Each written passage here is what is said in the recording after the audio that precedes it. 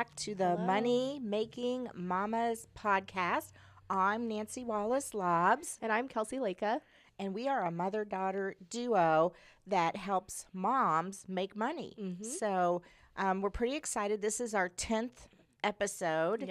Yep. And I read a statistic that said 74% of people that do podcasts don't get past 10. That's crazy. So I know. I don't know if I believe that because there's a lot of people that do podcasts. But anyway, so if that's true, then, when we drop this, yay.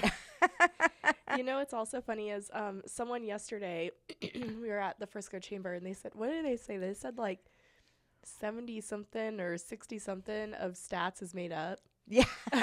Yeah. So, I guess it's what, and then, they talked about podcast numbers. And so, you know what? We're just having fun, right? And we're growing our audience one follower at a time. And we're okay with that. Yeah. It's hard to know about the analytics because of the way we run through the RSS feed, whatever that means. And I keep getting a message from YouTube. It's disconnecting. So I'm like, okay. So we haven't figured out all the tech knows about it, but we're having fun. And also, if you stuck around for last week's episode, I don't think I told you this, or I don't know if you noticed, but sometimes, so we have our setup right now is the iPhone is capturing one side and the my camera is, our fancier camera is connected or doing the whole episode. And so last week, I think either the battery ran out or I don't know something, but it stopped recording the last 10 minutes. And thankfully we had the iPhone one, yes. But I had to switch over to the iPhone video, and I guess on the tripod it's like so sorry audience. But if you stuck around, thanks. So but the audio was probably good. So yeah, the audio if you're was listening, good. yeah, so we're still, it's a journey to figure out all the techno, just to do the podcast. And so we are getting ready to have guests. And we're trying to figure out how that works with a third microphone. Yep. So stay tuned. It might not be till episode 12, 13, 14, or 15. So, yeah. So, okay, Kelsey. Well, last week we had a fun video. We had a fun podcast. We talked about you and me and our relationship and where nope, that was not it. Oh, we didn't? Nope, that was... Oh, it was short-term rentals. Yeah. Okay, I got them mixed up. You're thinking of the one we just released. Oh, the one we just released. Okay, that was a good one, too. Yeah. But the short-term rental one was really good, right? I like doing that one. Yeah, that was fun. Because we talked about, owning a vacation. Because, everybody wants who doesn't want a vacation house? And we house? talked more of I personally think more of the fun side of that, which is the decorating or the visual things rather than the nitty-gritty of the actual... How do you find it? And get the lending. That's all. Analyzing it. Yeah, and that's all good. We actually cover that in our membership or whatnot. But so this week, we both had a very busy week, and we had a very cool presentation yesterday. So we're filming this on a Friday. So yesterday we were the breakfast sponsors at the Frisco Chamber of Commerce, and we literally knocked it out of the park, don't you think? Yeah. And literally the clicker that you had in your hand flew out of your hand because we were so excited. But people loved it. We had people coming up to us and everything. And I think what they really appreciated was that we didn't bring breakfast tacos. Yeah. They were all about the fruit and the muffins and the, the pastries and it was yummy. It was yummy. So, but it was a lot. It was fun. It was really fun. I like doing those because I know, we're part of the Frisco Chamber, and I don't get to go to a lot of those, but when I do, I feel like I've been to the fun ones, like the Halloween one, where we dressed up as Kim and Courtney, or not Kim and Courtney, Kim and Chris. Yeah. And then, a couple other ones. And when we did it's cool because I think people obviously remember us, they know us. And when we did our presentation last time, 6 months ago, it was really an introductory one. Right. And so now it's okay, this one was what we have been doing. Right. Cool. And we talked about, a statistic. Now I do believe this one, less than 32% of women are investors, so it's very male dominated. Yeah. And we talked about why, how is it that women don't invest more? And, a couple of reasons is fear, not knowing the right people, imposter syndrome. Yeah. I think we're going to do a podcast on just imposter syndrome because did you notice how many women raised their hand when I brought that up? So, well, anything else going on personally? How's the potty training going? And it's going good. He's doing really, really good. I will say, I haven't told you this, but yesterday, Zach and him were playing on our bed, and our bed is 3 feet off the ground, would you say? Yeah. It's not high. Not, yeah. But he kind of fell forward off the bed. And luckily, and we have like a good size, like, I don't know, like a platform. A platform that's like 6 inches, wouldn't you say, of like hardwood. And I always get so nervous that the kids are going to like bump their heads. Luckily, he missed that. But he ended up, the way he fell on his lip and bit his lip. And I mean, like half of his bottom, I mean, it was just like blood. Oh, Not no. to like be gross or anything like that. But I thought he's busted his lip. I mean, this is like the 4th time. Yeah. But, you know, each time is just traumatic because it's just such a like you hit it. Yeah, there's a lot of blood vessels there too. So anyways, this morning, I mean, and he's such a trooper, but he was also tired because he got up like super early, and so by the time like bedtime rolled around, he absolutely passed out. But then this morning I got him up, and oh my gosh, his lip is like like it's all puffy. Looks like he's doing some chew, right? Yeah, he doesn't really want to talk, and I like asked him, I was like, does it hurt today? And he goes, no. I was like, okay. And I was like, but it looks rough. But he's such a trooper. And then it was funny because this morning I got him up, and I was like, hi, Bear Bear. And he goes, hi, Mama. Aww. So it's just funny. He's a sweetie. Yeah, no, but potty training's going really good. And yeah, I just can't believe it's starting to get warmer weather, which is really nice. I know we're headed to the lake this weekend because we're going to talk about this, but we're actually we have another episode coming up about how to maximize spaces. So we're actually in one of our Airbnbs, we're going to maximize the beds by building built-in quad bunk beds. So I'm excited about that. Side note, he never really cuddles up to I me know. like This is Murray for those of you. He's a Havanese, and he got cut because, or shaved. He is cut too, but he got shaved because he has the hair of a poodle. So I will say he's being real sweet right now. Yeah, he just wants to be in the moment. So. Okay, so one thing that I thought would be really good to talk about today was one question I get asked a lot, and this was something that I did not know about until this helped me make the jump when I decided to quit my job and become a full-time real estate investor. But you know, a lot of people expect that they should have all this cash on hand to invest in real estate. And there's an episode we talk about, you know, debunks and things like that. And that is not true. I mean, you need some cash, but you don't need like 20% right off the bat. And so, one thing that you and I talked about, because I told you, I was like, I don't have a lot of cash on hand. I don't want to go through my savings. How else can I do? And my 401k, if I quit my job, it doesn't just go away, but it doesn't gain anything either. It just kind of sits there. And so one thing that we talked about was taking that and using that to invest in real estate. So do you I think that would be a great episode for today. And okay, so I think we're going to talk about self-directed IRAs and investing with them. So yes. So what you have is like kind of with a fidelity, right? So you can't direct, you know, what you do with the money. Yeah. You can like, you know, like whatever associated stocks they have, you can, you know, pick those like the ABC or whatever it is. But you can't say, okay, I want to invest in, you know, gold, or I want to invest in gas and oil, or I want to invest in real estate. So you do have to roll it over.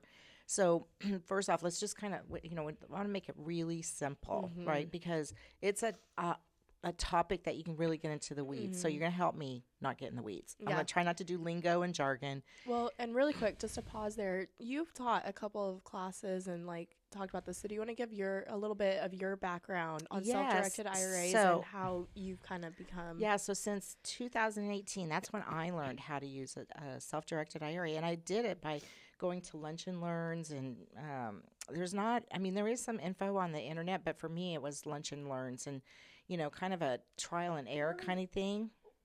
Okay.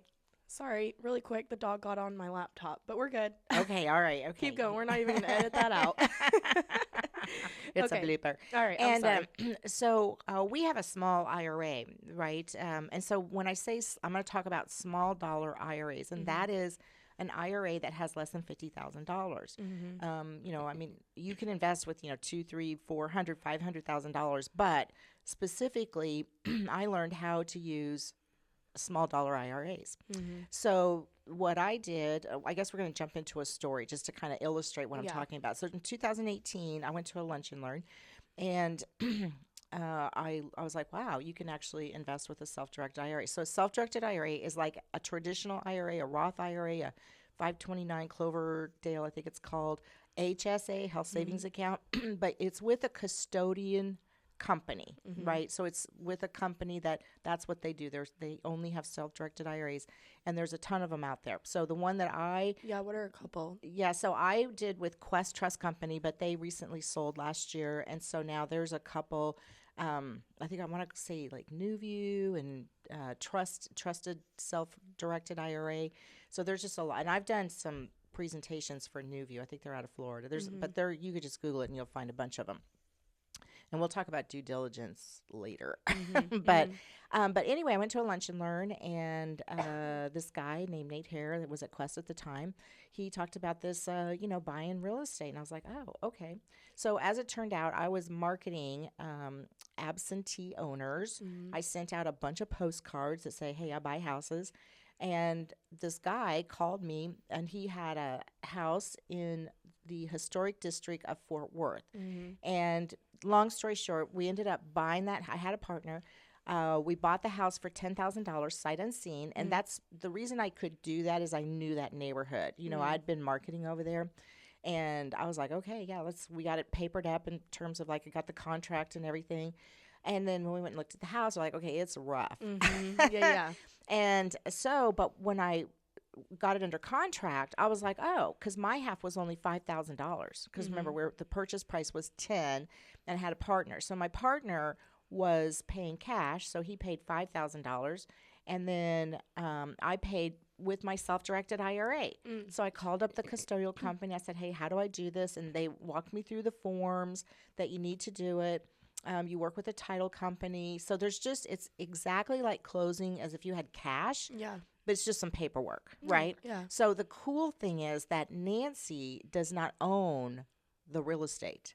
The self-directed IRA owns it. So what does that mean? Well, so what ended up happening with that house? We ended up owner financing that house. So we sold it 3 days later for $50,000. And our terms were $10,000 down, so we were made whole. Yeah. I got my $5,000 back for my self-directed IRA.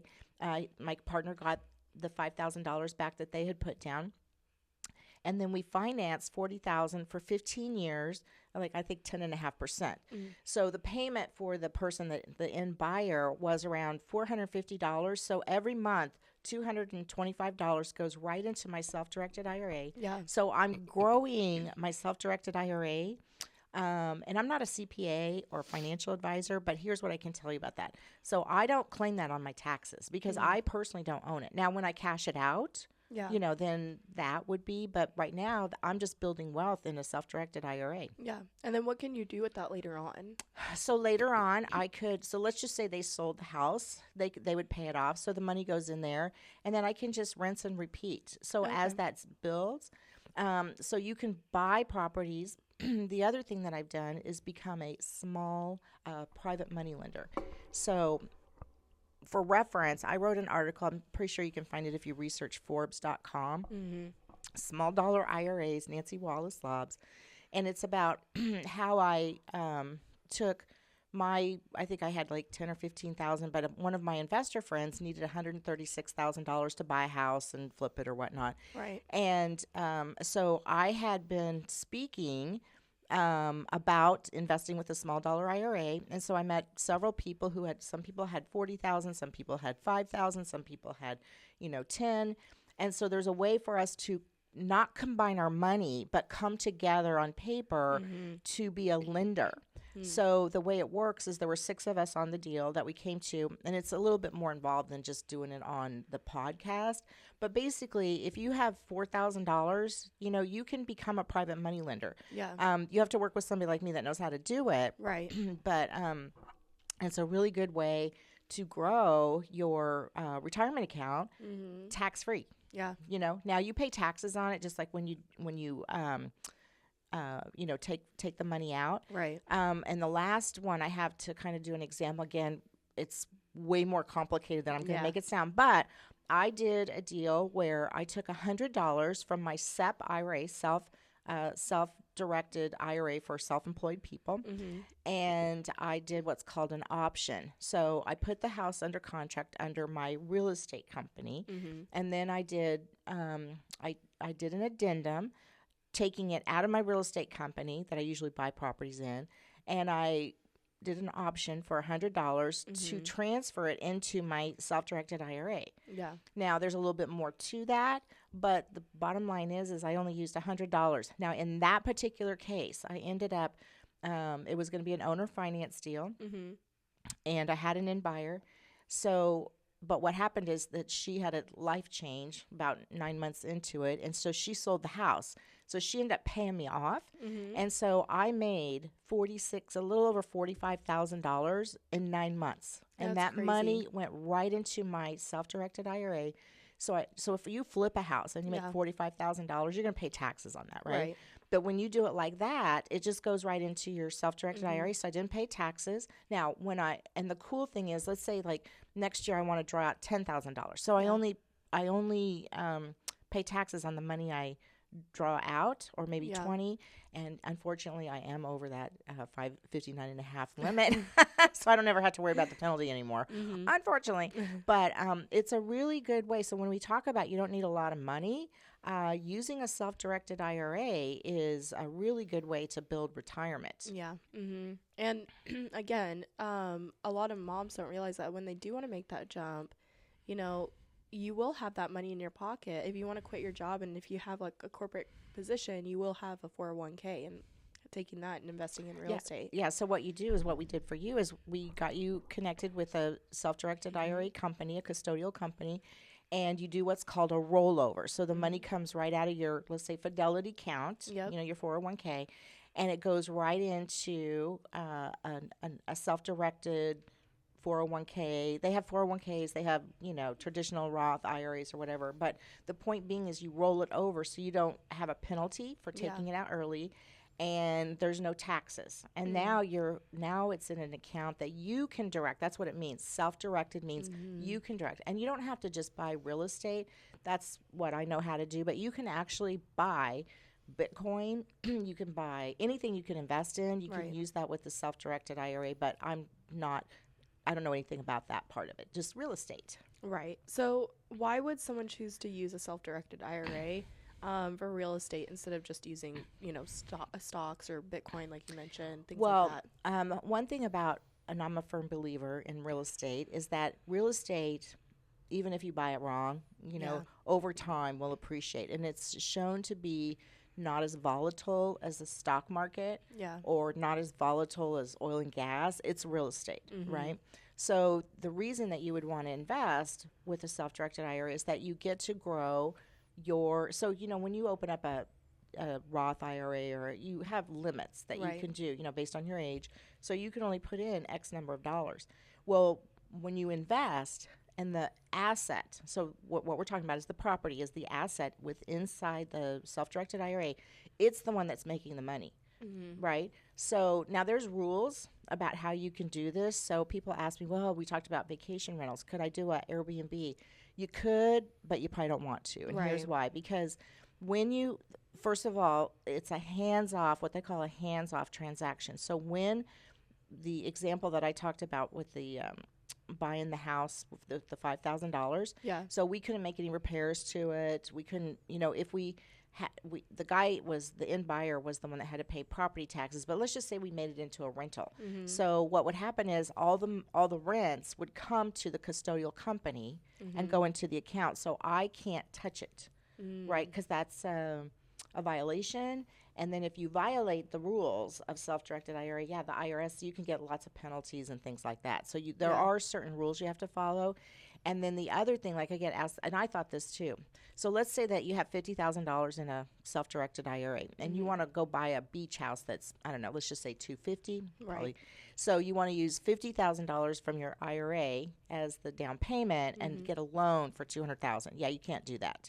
So the IRA has to own the property in whole, meaning you can't get a loan. So however much money you have in your self-directed IRA, that has to own it. Now, the way I got around that was with the option. So if I do an option, then I can transfer it into my self-directed IRA. So that's that's a strategy that I've learned like over the years. It's not like, if you're like, on what is she talking about? That's okay, because a few years ago, I didn't know what I was talking about. I mean, let's be real. I'm your partner, and sometimes I'm like, what? Well, and let me just tell how that came about. So I happened to be on a podcast as a guest, and it was an investor type of podcast. And so when we were off air, I was telling the host, I was like, oh my gosh, I have this opportunity to get this property, and I really want to figure out a way to get it into my self-directed IRA, but I don't have enough, because the money in my self-directed IRA was, invested in other properties.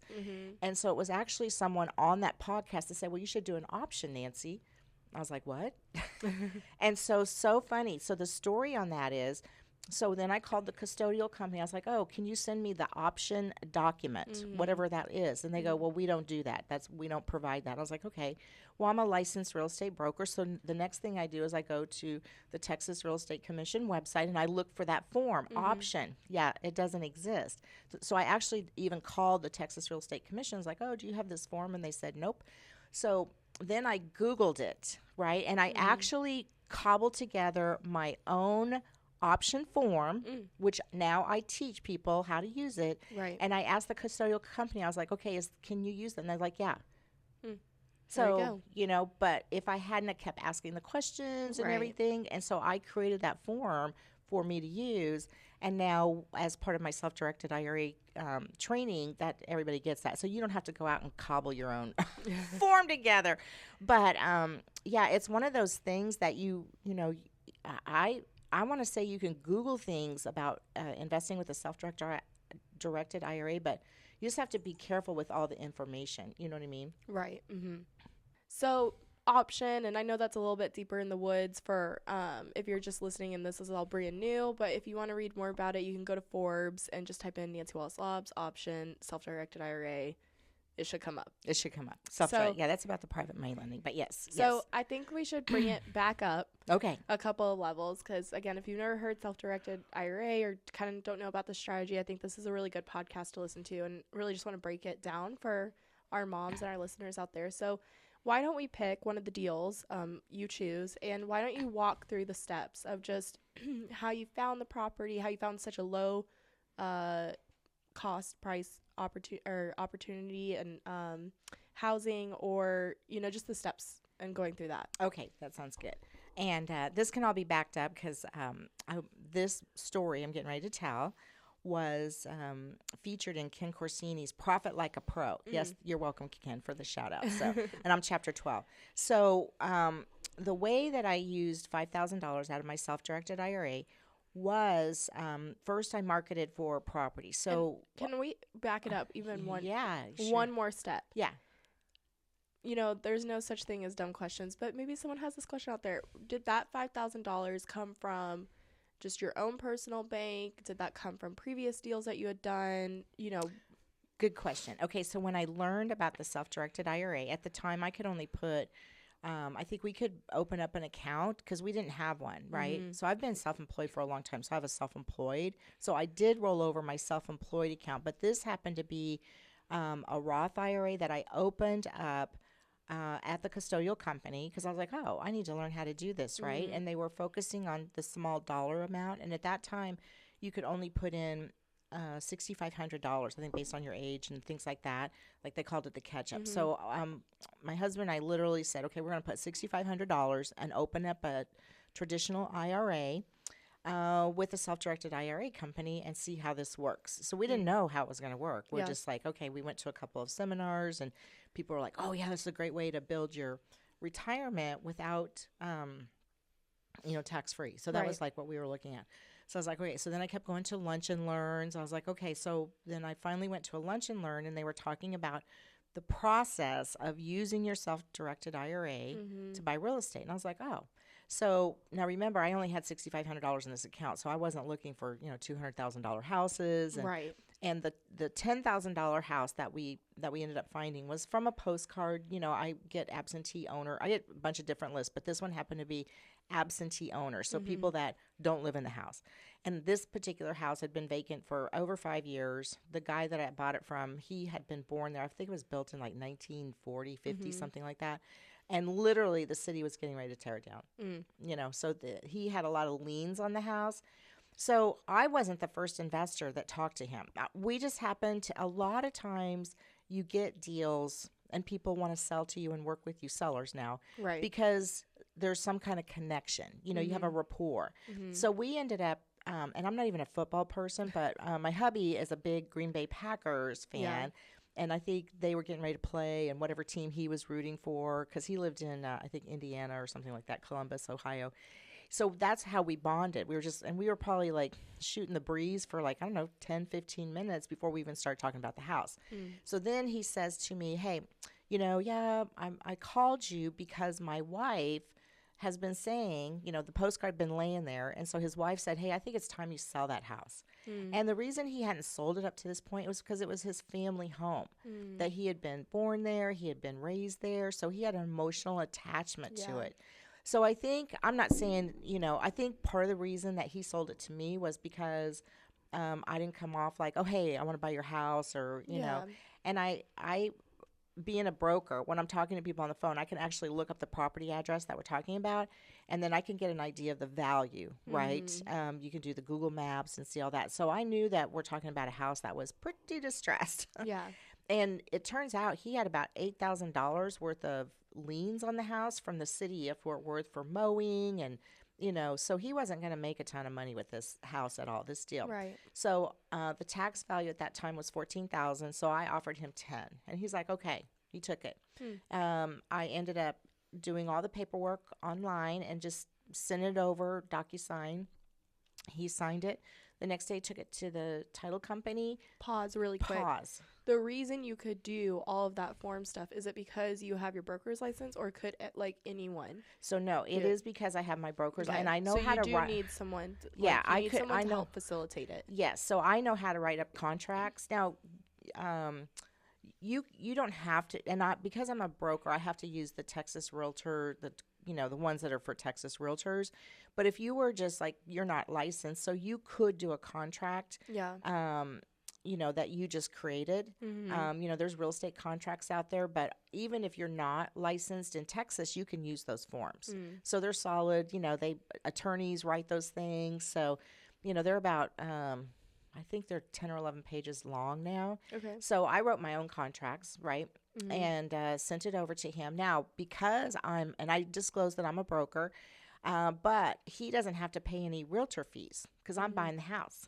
So that's an advantage why a motivated seller would want to sell an investor a house. Right. Sometimes realtors get caught up in getting the commission, but if you're getting a good deal, and I knew we were getting a good deal. Right. So the next step was we opened escrow at title. So that what that means is I took over the signed contract. I took it to the title company. Now, remember, I'm using my $5,000 to buy. So the first thing I have to do is contact the custodial company and go, oh, hey, I want to use my $5,000. Right. And so they directed me to their website, and there's literally a form. If you want to buy a property, you fill out this form. So you fill out the form, with the property information, your account number, and you send that form over to the title company. Okay. Now, what's interesting is the contract was written, let's just say, Nancy Wallace Lobbs and seller. I'm the buyer, he's the seller. But when I do it with my self-directed IRA, okay, I don't want to get into the weeds, but remember I said that Nancy is not going to own the property. Right. So what it is it's like, at that time it was Quest Trust Company, custodial company, for the benefit of Nancy Wallace Lobbs. So it's really the IRA that's owning that 50% of it. So, but the closing and everything is still the same. And then on closing, we closed about not quite a month later, and the custodial company, they have to sign off, the title company. Right. It's just like any other closing, and then the funds are wired from the custodial company. So it's closing. The only step, like if you're going to buy property, the only step that I added was getting the forms from the custodial company so that my IRA could buy it. Okay. Yeah. So how often do these self-directed IRA, like what is the average amount of time? Because I think that you just said a month for one, but one of your other ones took like 9 months. So on average, how long would it be? Well, so to close, it's like any other closing. You know, you're going to have your 30, 45 days. The 9 months was kind of the second part of the transaction. So I bought the property and we closed like within a week. I mean, it was fast. But the reason that I closed when I made the $45,000 was because the lady who bought the house, remember I was doing owner financing, and she decided to move and sold the property. So she was paying me off. So think of it like this way. Like you are the Chase Bank or the Wells Fargo, right? When you're doing, because this was an owner finance strategy, both things I'm talking about. And for me, that's the best way to use this strategy because it's a hands-off transaction. Like if you have, let's say you want to do this with a long-term or short-term rental and you had repairs. Well, you can't hire the person or pay them.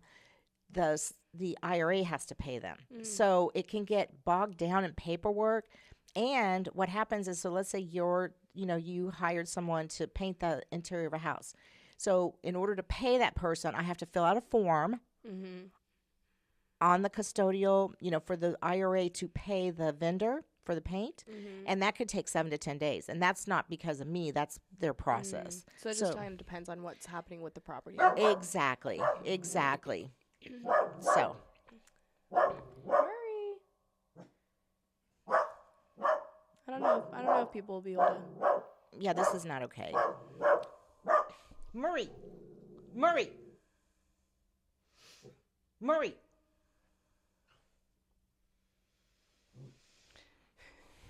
So you hold on. Murray. So mentioning owner financing, what exactly is that for those that might not know? Can you kind of give a brief, high level, what owner financing is? Yeah, so owner finance is literally where you have purchased the property, and I do it using private money. So I'm borrowing money from people who usually have a self-directed IRA. They don't want to own property themselves. They want to be a passive investor. So they're willing to loan me money so that I can buy properties, right? Yeah. And then I'm paying their, self-directed IRA. So I usually have a way to purchase the property, either cash or through private money lending, and then I can turn around and resell the property. So I purchased it, and then I am selling it to you, for example, at a higher price, at a higher interest rate. So, for example, for private money, let's say that I bought a house for $100,000. So I might borrow $105,000 for closing costs and things like that, and my private money lenders might charge me 8% interest, right? But when I resell the house, maybe I'm going to resell it to you for $150,000. You have to give me 20% down, so that's $30,000 in my pocket because it's $150,000, and then I'm going to charge you. I'm paying 8%. I'm going to charge you, let's say 10%. So I'm keeping the delta between what I'm paying in interest and what you're paying in interest. So someone that's looking into getting into real estate investing that maybe doesn't want to be as hands-on and they want it to be more hands-off, owner financing and being private money lender, what kind of a partnership would be the way to go, right? Yes. So, and it's all about writing the correct paperwork. So when you purchase a property, there's just a contract to buy the property, so then it's just about, well, how are you going to finance? So if you were to buy like your personal home and you have like a financing addendum because you're getting a loan from a mortgage company. So think of the private money lenders as a mortgage lender, right? And so you still have to have the right paperwork. And if anybody's listening to this saying, oh, I want to be a private money lender, so you want to make sure you're in the first lien position. What that means is that if I should default on my payments, that you're in first lien position to take the property back, right? That you can get it. Because I've known people that they were like in third and fourth, and if something happens where the property gets foreclosed on, you're not going to get your money. So, and we're talking a lot of lingo and jargon, so I don't want to scare anybody off. It's literally, I had to learn this over years. Yeah. So. Yeah, definitely. So if someone is listening to this and they're like, oh, well, maybe that's something that I could do, what would be kind of the first step they should take? Well, I always say call me.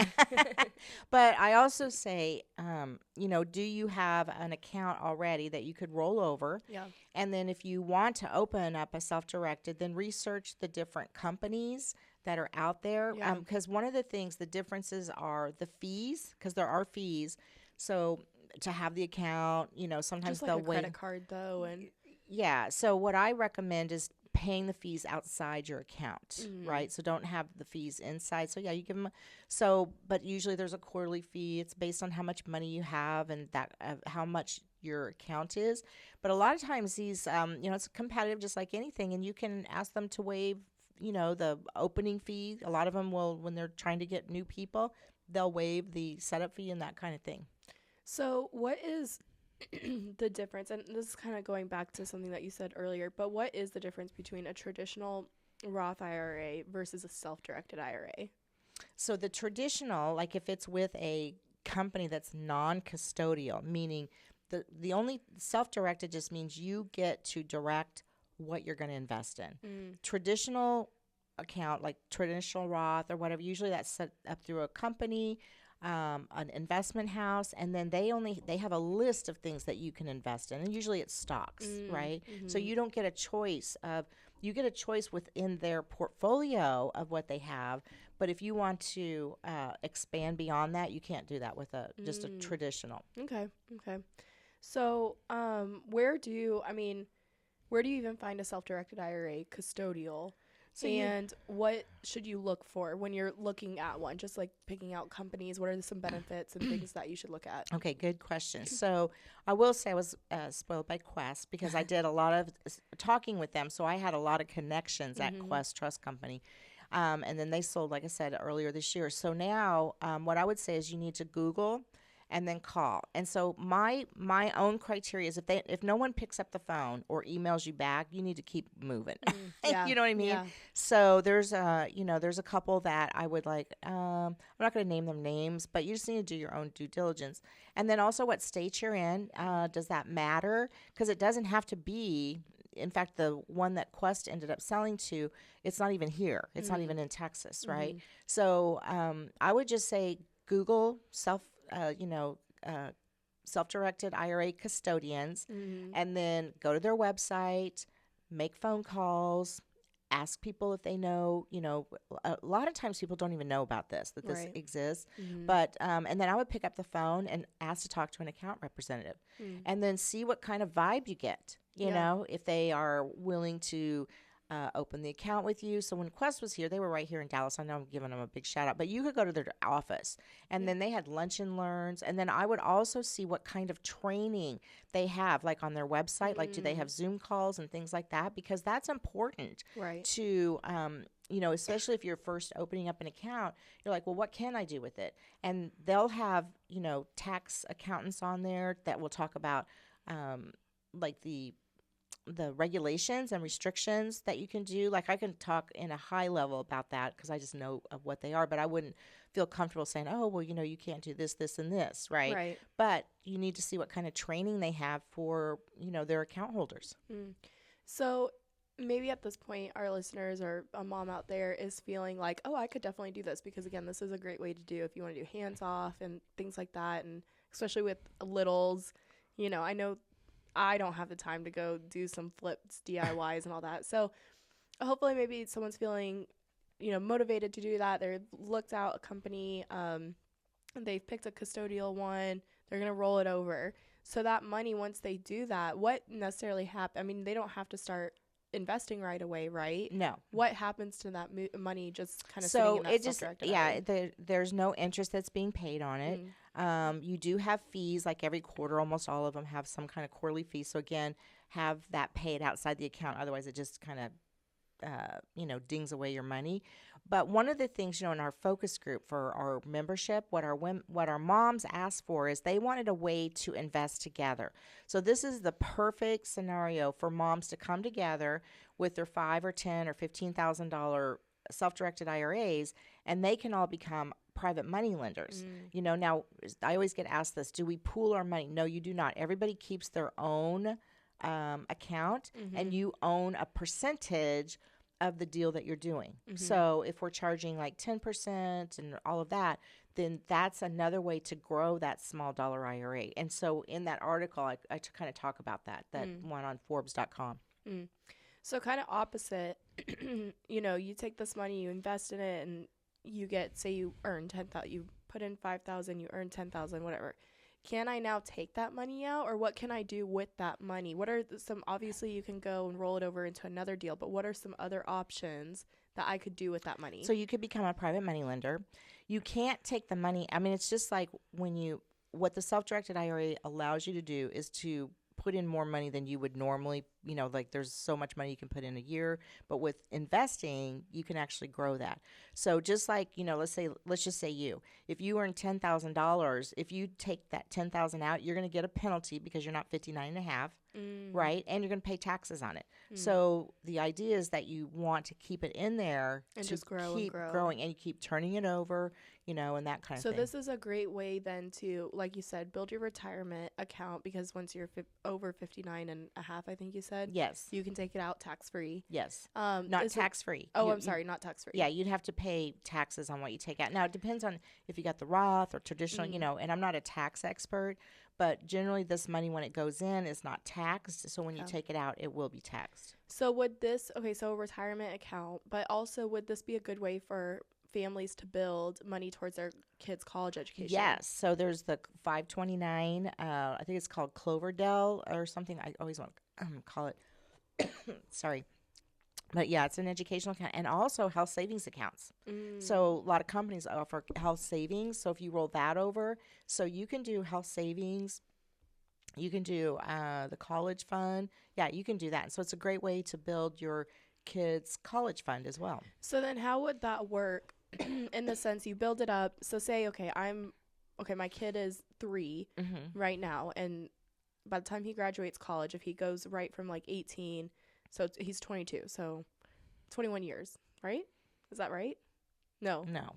20 years. Let's just say 20 years. 20 years. Okay, 20 years. I build up my self-directed IRA. It's really 15 because he's 18. So he's 3. No. 15. I'm talking about the time he gets out of college, right? Okay. Because it's, you like kind of build up your debt, whatever, and all that.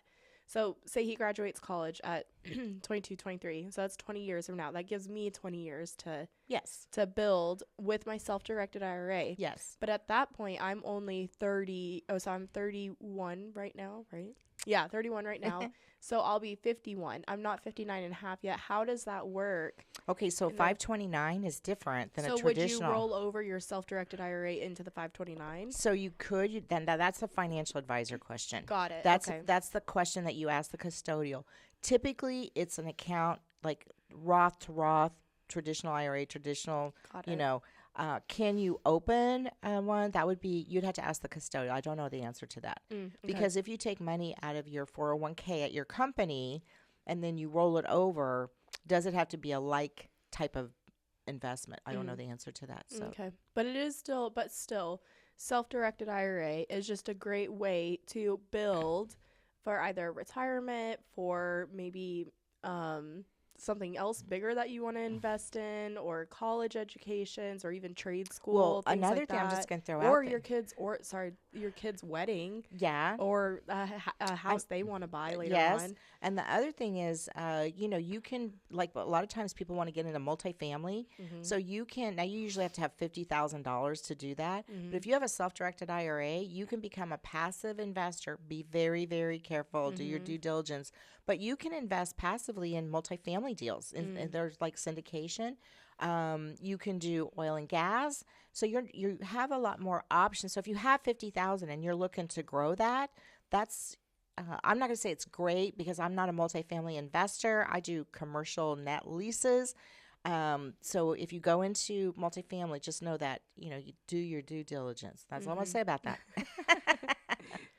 Perfect. So for moms listening who might feel intimidated or unsure, what's your best piece of advice to start with a small dollar IRA and investing? So I think that they have to look at what their overall investment goals are. And if they're looking to just park some money and then be a passive investor, then they should open up, contact a custodial company and open up an account. They are going to need $5,000 to $6,500 to do that. I think it's usually you can open up an account with $1,000. You know what I mean? We did 65. That was the max that year. Wait, you said you just said 65,000. You meant 6,500. I meant 6,500. So sorry, 5,500. Not you do not need 55,000. 5,500 to 6,500. Yeah, but you can open up the account with like $1,000 or $50. You don't have to have tons of money. Now, remember, if you open up an account for, let's say, $100, you're not earning any interest, and it's super hard to invest with that. Like I talked about the option. You could do that, but not right out of the gate.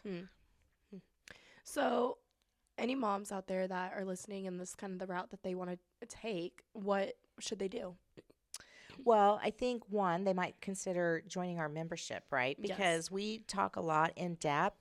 And in fact, we're launching our first live training on March 10th, right?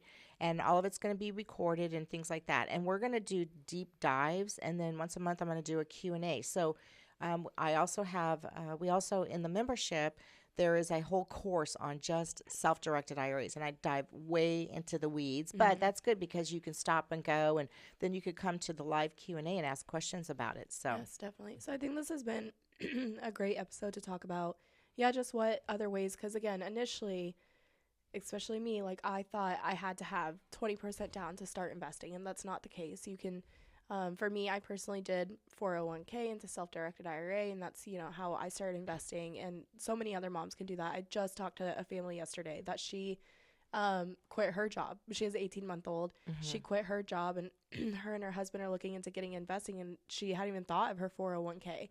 I was like, yeah, same. I hadn't thought of it either. So I think this is a great episode and great way to kind of get started into investing if that is something that you want to do. But other than that, Mom, do you have any other things you want to mention about self-directed IRAs? I think it's a great tool, a great vehicle to grow wealth tax-free. Yeah. And you don't need to be a real estate agent to do this either. And no, you don't have to be a real estate.